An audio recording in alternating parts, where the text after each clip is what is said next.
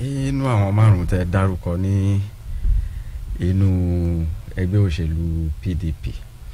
Number one ni pé mo fẹ́ lè sọ yí pé kí n sọ yí pé mi rò pé ẹni tí ò wẹ̀ tí ò yàn kankan kò sí nínú wọn, kò dẹ̀ sí ẹnìkankan tó jẹ́ àṣàdànù nínú àwọn tí ẹ dárúkọ ẹ̀.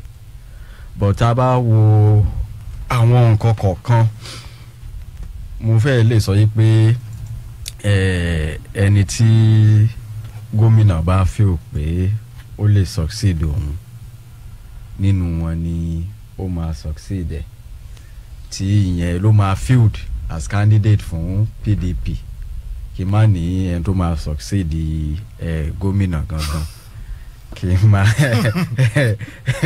tí gómìnà bá kó mbẹ ẹ ń bá wọlé tó bá gbapò náà ó succeed ẹni nínú ẹgbẹ́ òṣèlú sentence yẹn jẹ́ kí wọ́n tún ṣe, wọ́n ti tún ṣe. correct ara mi, I don't want to shoot myself in the foot, so because n bá ní ẹni tó máa succeed gómìnà, ṣé mo ń rí fáàsì pé ẹgbẹ́ òṣèlú PDP náà ló máa succeed governor ní candidate PDP náà ló máa succeed governor ní 2027 ni.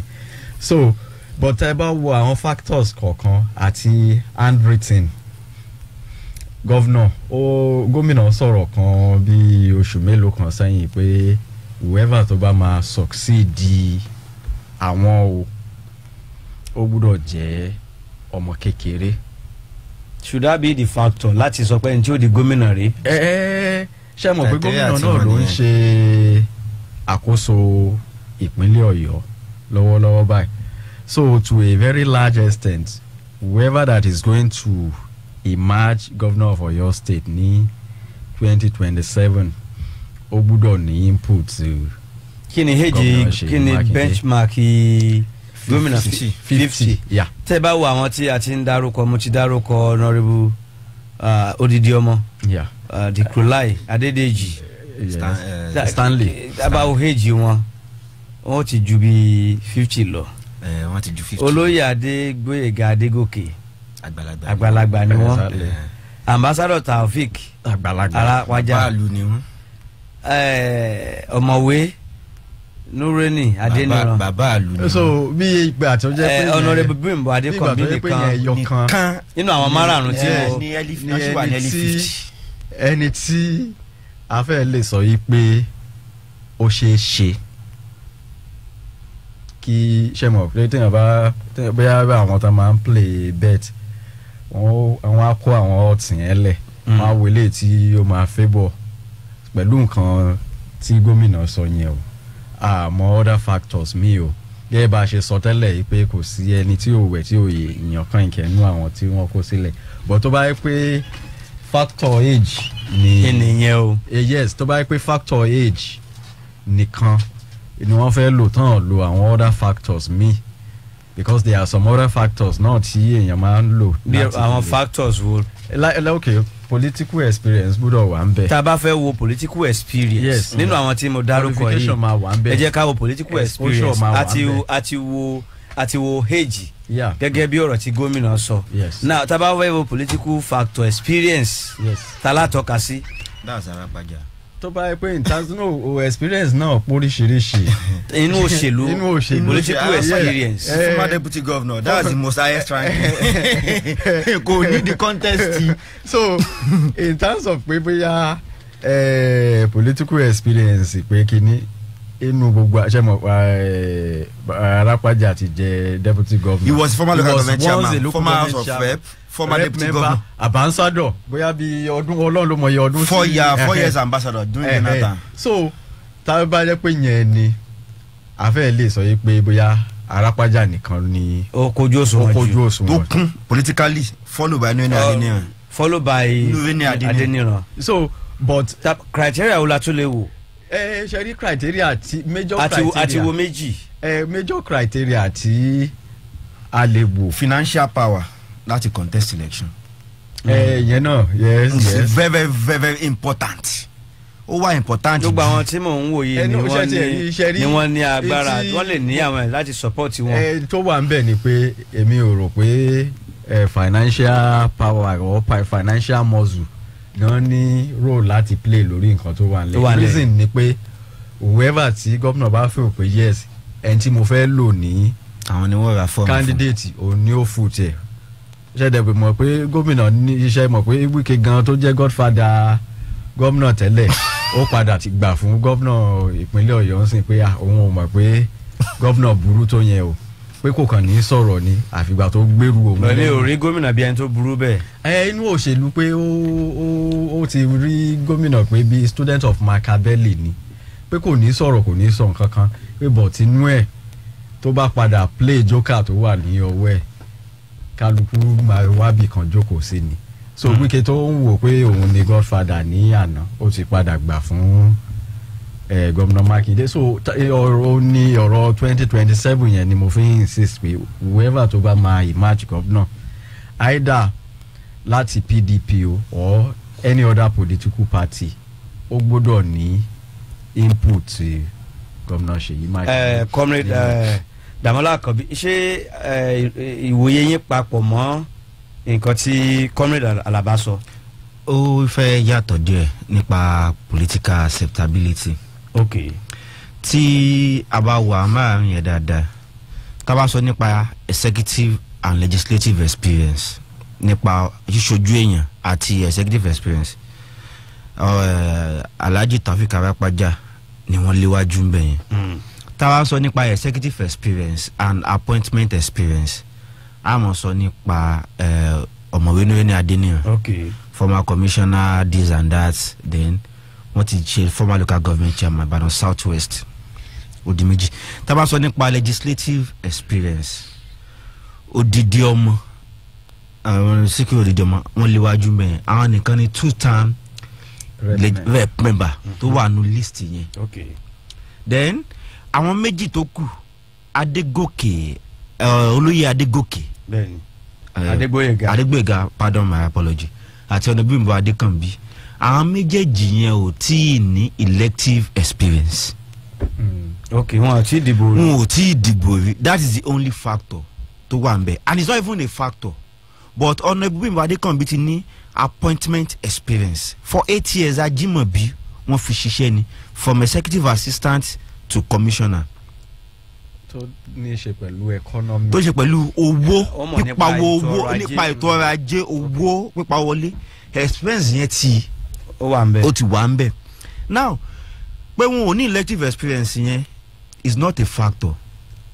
Okay, factor kan wà tí ó ń gbìyànjú láti establish ni wípé acceptability láàrin. ẹlẹ́ẹ̀kejì acceptability láàrin ìlú àti nínú ẹgbẹ́ ẹ rí i pé ilé ala ṣì ń ṣe lọ́wọ́ ẹ̀. factor kan wà tá a ti ignore. Okay. o ní factor religion. àti a ṣe ń padà bọ̀ nbẹ because a gbọ́dọ̀ fi wọ́n tó mátà jù ní good governance. Okay, thank you. Good governance ẹ̀sìn kan kọ́ ló wà nípìnlẹ̀ Ọ̀yọ́ ẹ̀sìn tó wà nípìnlẹ̀ Ọ̀yọ́ pọ̀ ṣùgbọ́n mẹ́ta ló léwájú. alẹ́sìn ìbílẹ̀ alẹ́sìn àwọn ọmọlẹ́yìn kristẹni àṣìlẹ́sìn mùsùlùmí. tẹ́ bá wò pé ilé ala ṣe tán yìí gbogbo èèyàn ní ń pariwo kíní kan náwó sóhun kíní kan náwó sóhun ṣé wọ́n náwó sáwọn ọmọ ẹgbẹ́ wọn ṣé kì í ṣọ̀dọ̀ àwọn gatekeeper nìkan ni wọ́n jókòó sí. ṣé aráàlú tí ò fọkàn sí pé òun lè jèrè wọn ṣé ó jèrè wọn tí ó fi dẹni tí ó nífẹ̀ẹ́ wọn. so gbogbo yẹn ó wà ń bẹ̀. Then another major factor ni pé ta ni wọ́n ti sọ ta lọ́mọ aláìjẹ́ èèyàn tí wọ́n ti sọ dèèyàn tí yóò mọ campaign fún wọn tí wọn ò ní sí bẹ́ẹ̀. òṣèlú ti change right. one to time. ṣe mọ̀ wípé. à ń sọ̀rọ̀ party politics. inú party náà ni. àti nígbà tó bá fà wọ́n síta lámà wò yẹn. so factor tèmi ń sọ ni pé kí ni. ọmọ aláìní apọ̀tẹ̀ àdìgbò. kí ọmọ máa ń lẹ̀ fún wa ni ṣé ẹ̀bá òṣèlú ni. so factor yẹn ni pé ta ló ní party acceptability nínú àwọn márùn-ún tí mo dárúkọ. kò sẹ́ni tí ò ní criteria láti jẹ governor kò sẹ́ni tí ò competent. àmọ́ sọ̀rọ̀ àwọn tá à ń sọ yìí náà philanthropist náà lọ́pọ̀lọpọ̀. kò sẹ́ni tí ò competent kò sẹ́ni tí ò ṣe é fi yẹn gan. láàrin gbogbo wọn bọ̀yìn tó wà ń bẹ̀ ni wípé who is the governor who is Governor Makinde going to support? So ká gbàgbé ọ̀rọ̀ religion èèyàn tí ó ṣèjọba dáadáa ni kí gbogbo aráàlú máa wò ká gbé ọ̀rọ̀ ẹ̀sìn dànù. ẹja fọwẹ no a fi ṣe gbẹ kan a consider a sì máa consider ẹ̀sìn ṣe pé à ń sọ̀rọ̀ pé. tí a bá ń sọ̀rọ̀ pé ẹ̀sìn ò ní come into play à ń tara wa. we are just being careful here. sọ̀rọ̀ mi yé yín bá a kàn ní sọ̀rọ̀ lórí ẹ̀ jùjùjù but this is equally going to be a factor tí ó bá tó time ṣé nǹkan mò ń sọ yẹn a sọ pé bẹ́ẹ̀ sìn eléyìí ni a sọ pé bẹ́ẹ̀ sìn eléyìí but it's equally one of the things tí oríṣiríṣi sentiment ló wà yes ló máa sọ tó bá tó time sentiment yẹn á dìde kò sí ọgbọ́n tá a lè ṣe sí so tá a bá ní pé factor. Former secretary to the government of Oyo State and a political grassroots person tabadebo pa tí wọ́n kó nínú ètò ìdìbò olóyè Abíọ́lá Jímọ̀bí ní 2011. He was equally once a senator. He was a rep candidate. A rep candidate. He was a gubernatorial candidate. ẹgbẹ́ òsókè dáadáa. wọ́n ti jẹ́ gubernatorial candidate wọ́n dìbò wọn wọlé wọ́n ṣe coalition 2019 wọ́n lulẹ̀ wọ́n wá dìbò senator ní 2023 wọ́n wọlé mi ní padà sí bí wọ́n ṣe rí tíkẹ́ẹ̀tì APC gbà ó ti di past tense. Okay. ó yé àwọn tó yé ó wà bẹ́ẹ̀ is qualified, eminently qualified. Okay. ẹni ẹ̀kejì ni olóyè Teslim Fọlárin. Okay. wọ́n náà sọ nípa legislative experience ó top table kò sẹ́ni tó bá dù àwọn ni number 1 but executive experience ó wà absent. Okay.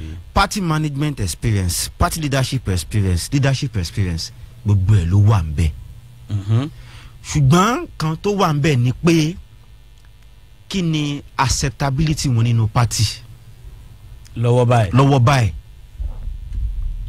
tí wọ́n ní pé ká sọ last election wọ́n dìbò. a lè sọ pé olóyè Teslim Fọlárin ní electoral value tó dìbò lẹ́ẹ̀mẹ́ta ó sì wọlé. ó dìbò lẹ́ẹ̀mẹ́ta márùn ló ti dìbò.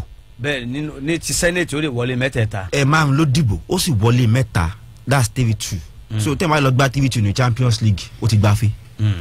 So winner ni candidate to beat ni ẹni tó bá ní nínú ẹgbẹ́ ó ní valuable candidates assets abẹ́ni tó bá ní as even backer ó ní valuable backer because tabanika point sí àwọn success olóyè Teslim Fọlárin ara ẹ̀ ní Akin Alabi wà ara ẹ̀ ní Shina Pella wà àwọn ni wọ́n kó wọn contest 2015 bó tiẹ̀ jẹ́ pé àwọn méjèèjì yẹn wọlé but wọ́n padà kó wọn lọ sí APC wọ́n dẹ̀ contest níbẹ̀ wọ́n wọlé kẹ́nìkan tó lóun ò jẹun mọ́ ní APC Akin Alabi ṣì wà ń bẹ̀ and it's a success story Teslim Fọlárin tèmi lè tọ́ka sí àwọn míì wá o tó jẹ́ political boys ẹ̀ but ká mẹ́yọ̀ kan yẹn kó dúró. tá a bá wo 2023 nǹkan ọ̀pọ̀ àwọn tó gba tíkẹ́ẹ̀tì. ọ̀pọ̀ àwọn tó gba tíkẹ́ẹ̀tì àmọ́ bí ó ṣe lọ ní ìjọba bí Olúyọ̀lé federal rep constituency tíkẹ́ẹ̀tì yẹn tó padà fáwọn tó yé ká filẹ̀ báyìí ká wá bọ́ síbi ọ̀dọ̀ olóyè Báyọ̀ Adélábù.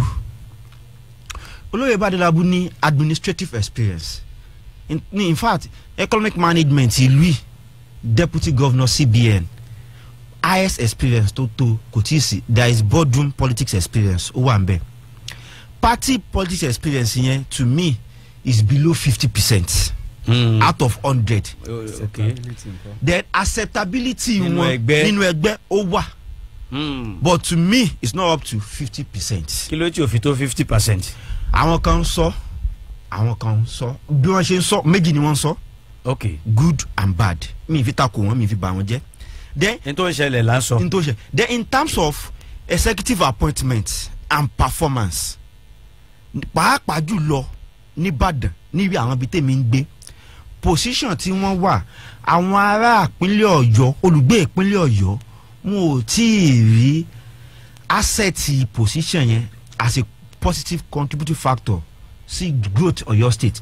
For instance mi fi bà wọ́n jẹ́ o mi fi bà wọ́n jẹ́ o nípa iná nìbàdàn less city mi sọ àwọn ará Àkúbọ̀ o díẹ̀ ṣe gbogbo Àkúbọ̀ o nìbàdàn less city olómi ayégún àkànrán ọlọ́nṣogo nkankan sókà apẹtẹ ìdó ayégún ọ̀lẹ́yọ̀ gbogbo bẹ̀yẹn lálùpọ̀n akínyẹlé mọ́níyà nkankan akíngbélé power supply is nothing to write home about. Fine ó ti wà privatized but is there no way tí wọ́n ti lè contribute táwọn èèyàn ó fi jẹ̀gbádùn pé àgbà tí ẹni tí ẹ̀ ṣe mínísítà iná wa dáa díẹ̀ Ìbàdàn. Tàbá wo mi fi bà wọ́n jẹ́ mi. Tàbá wo àwọn nǹkan kan wà níbi ọ̀sẹ̀ tó lọ àbótú oṣù tó lọ àwọn upgrade kan wà tí wọ́n propose fún ìjọba bóyá ńgbà tí wọ́n bá fi lò bí ọdún mẹ́ta bóyá àwọn nǹkan yẹn mi fi bà torí pé ọ̀rọ̀ náà Nàìjíríà àwọn pé ó ti bàjẹ́ sí ẹgbọ́n tí mo sọ mo ní lóòótọ́ wọ́n ti privatize iná ó yẹ kí wọ́n lè ní ọgbọ́n míì tí wọ́n á dá so mi fi bà wọ́n jẹ́. Okay. Then tẹ́ bá tún wá wò látúnṣọ́ bẹ́ẹ̀ Remi Oseni was an aspirant in 2019 from PDP to APC back to PDP then PDP to ó ti wà ní àkọọ́dì rí káàkiri bẹ́ẹ̀ APC wọ́n mẹ́gbẹ̀rún àdúgbò bíi ti gọ́ọ̀nà Ṣèyí Mákindé náà ní in politics mi fi bà wọ́n jẹ́ o. Now wọ́n dìbò ní 2023 wọ́n dẹ̀ wọlé that is the first major election tó máa lù ballot paper ó dẹ̀ wọlé a plus tó ní ègèsì olóyè Báyọ̀ Adélábù. In terms of political experience ó wà nbẹ níwọ̀nba below 50% ká mọ̀ pàrọ̀ tán ajẹ́ because mi mọ̀ tán bt movie lèmi sọ. In terms of appointment managerial experience and leadership I can't talk much about that mi lè so much because mi ìrírí náà rí dáadáa mi dẹ̀ mọ̀. Then ẹnì karùn-ún tó tún wà more viable is Barrister Akeem Agbaje kò sẹ́ni tí ó pòun Agbaje ń bàdàn ẹ̀ ń bá ti máa gbé ló Agbaje prominent family ni Agbaje. Now Barrister Akeem Agbaje kí ni political exposure wọ́n lè jẹ́ strong member nu profession tí wọ́n belong sí which is MBA wọ́n lè jẹ́ strong member ẹgbẹ́ òṣèlú APC àbí PDP lábẹ́lẹ̀ but ṣé wọ́n ti. He is a former MBA chairman of your state. He is a former MBA chairman. No, I'm supposed to be a strong member of their professional body one. Okay. Now Barrister Akeem Agbaje ṣé wọ́n di candidate rí? No, aspirant ni wọ́n. Bẹ́ẹ̀ ṣe máa ń jẹ́ aspirant ní ẹ̀sẹ̀ máa dé primary ṣé wọ́n tiẹ̀ ń gbìyànjú wọ́n ní close to 100 votes kò sí. Ó yẹ sì fi hàn wípé weak link is the most underdog.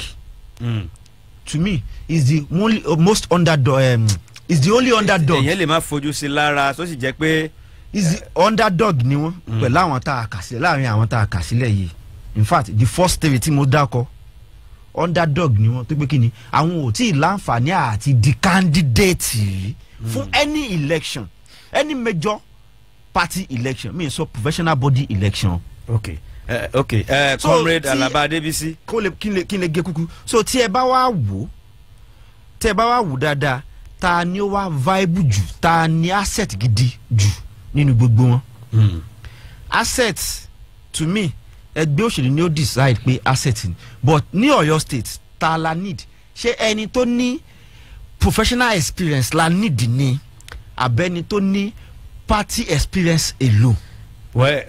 ọ̀rọ̀ party politics là ń sọ lọ́wọ́lọ́wọ́ báyìí nísìnyí ẹgbẹ́ òǹkálùkù jáde wọn ò lọ fún primary ni ẹni tí kòkó ẹ̀ bá mọ̀ yìí àfi tí wọ́n bá fẹ́ padà sí ìlànà consensus tí wọ́n bá fààyàn. kí wọ́n jẹ́ kí internal democracy kí ó wáyé.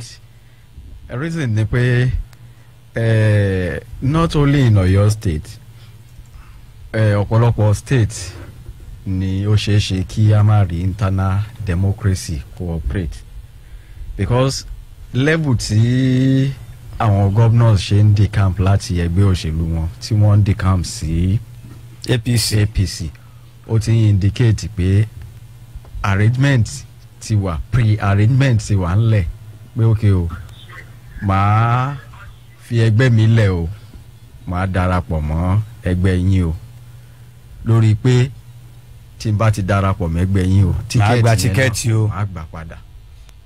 So the first major issue tí APC máa ní láti contend pẹ̀lú ni internal democracy because àwọn kan ti wà nù ẹgbẹ́ yẹn tẹ́lẹ̀ táwọn náà dẹ̀ yẹn aspire pé. mo lérò pé yẹn ò affect APC lọ́yọ̀ state. ó máa affect APC náà lọ́yọ̀ state in the sense that pé pẹ̀lú nǹkan tí à ń wú gbọ́ pé àyàfi tó bá yẹ pé ààrẹ jẹ́ kí internal democracy cooperate. level playing ground. Yes kí kálukú lọ test popularity ẹ̀ láti primary but tó bá ti lọ di pé ọ̀rọ̀ imposition ó padà wáyé nínú ẹgbẹ́ òṣèlú APC there's gonna be a problem. ẹgbẹ́ wọn máa ní problem. wọ́n máa ní problem. So nǹkan tí ọ̀pọ̀lọpọ̀ àwọn awòye lórí òṣèlú particularly ní Ọ̀yọ́ state ń wò ni pé tí ààrẹ bá lọ impose candidate ẹgbẹ́ yẹn máa fọ́ ó dẹ̀ ṣeé ṣe kí ọ̀pọ̀lọpọ̀ ó máa jẹ́ benefit fún PDP. Exactly kí ọ̀pọ̀lọpọ̀ wò pé kán la tán wọn ò ní kúrò nínú APC bọ̀ wọ́n á ṣiṣẹ́ fún ẹgbẹ́ òṣèlú ní. So ibi tí ọ̀rọ̀ APC wà nìyẹn. So tí ọ̀rọ̀ àwọn candidate ta kàálẹ̀ yẹn ọ̀pọ̀lọpọ̀ tí ẹ wà in fact candidate tó wà ní APC lọ́dọ̀ tèmi mo fẹ́ lè kà tó 10 tí mo dẹ̀ mọ̀ pé they are eminently qualified náà láti aspire láti di governor. Engineer Akeem Alao wà ń bẹ tó tiẹ̀ jẹ́ pé àwọn ni strong critics ìjọba tó wà ń ta mo fẹ́ lè sọ yí pé kò sẹ́nì kankan tó criticize Ṣèyí Mákindé tó Engineer Akeem Alao with fact and figures mi ìmọ̀ bí tán ti ń rí so ọ̀pọ̀lọpọ̀ ọrú àwọn èèyàn báyẹn lọ́pọ̀ nínú APC but àdúrà tá a máa gbà ni pé kí wọ́n jẹ́ kí internal democracy kí ó fẹsẹ̀ múlẹ̀ nínú ẹgbẹ́ òṣèlú APC tí ò bá padà fi ẹsẹ̀ múlẹ̀ APC àtún ní problem. The same problem tán ní 2019 exactly 2023 bẹ́ẹ̀ni ó máa resurface padà. ó máa padà resurface because orí ètò iná lẹ́nìkan ti wá tó ní ẹgbẹ́ wọn ò ṣe é padà tajà kò ṣe é tajà tí ó dẹ̀ padà tún wá tó tún ẹgbẹ́ tí ò ṣe é tajà lánàá yẹn náà ni ẹ̀ ń tà ń sọ yẹn dẹ̀ tún padà wá sí ilé ni tó bá jẹ́ pé tó ti ba ẹgbẹ́ yẹn jẹ́ tẹ́lẹ̀ tó ti ní kò ṣe é tajà náà náà wá padà fún ní tíkẹ́ẹ̀tì ní 2027 a jẹ́ pé àwọn gan náà fúnra wọn ti fi ọwọ́ ara wọn ti fi fa wàhálà sí orí ara wọn nìyẹn because nǹkan kan làwọn olóṣèlú gbọ́dọ̀ máa ṣe rí ọ̀pọ̀lọpọ̀ ọgbà tí èèyàn bá ń sọ̀rọ̀ most especially ní ilé ayé tí gbogbo ẹ̀ ti lu jára ń sìn àwọn kan á padà dìde pé ṣèbọ̀rọ̀ tó sọ lọ́jọ́ kìíní àná lélẹ́yìí ṣé o fẹ́ wá sọ pé o sọ bẹ́ẹ̀ mọ́ ni ṣé o fẹ́ wá sọ pé o kò jẹ ni. So ó ní gbogbo wa fi gbọ́dọ̀ kọ́ ẹ̀kọ́ kan àbí kejì lórí ìsọ̀rọ̀ sí torí kò kì í ṣe fún ẹni torí ọjọ́ ọ̀la ni. ó ń ṣe fún ẹni torí ọjọ́ ọ̀la ni. ok ẹni tẹ́ ń gbọ́ wa káàkiri àgbáyé ẹ ṣeun tí ẹ̀ ń bẹ́ẹ̀ fún wa. no à ń sọ̀rọ̀ nípa Ìbàdàn à ń sọ̀rọ̀ nípa Òkè Ògùn. ẹ jẹ́ á sáré lọ sí ẹ̀ka ìpolówó ọjà nígbà tá a bá dé lẹ́ka ìpolówó ọjà ètò yín ètò.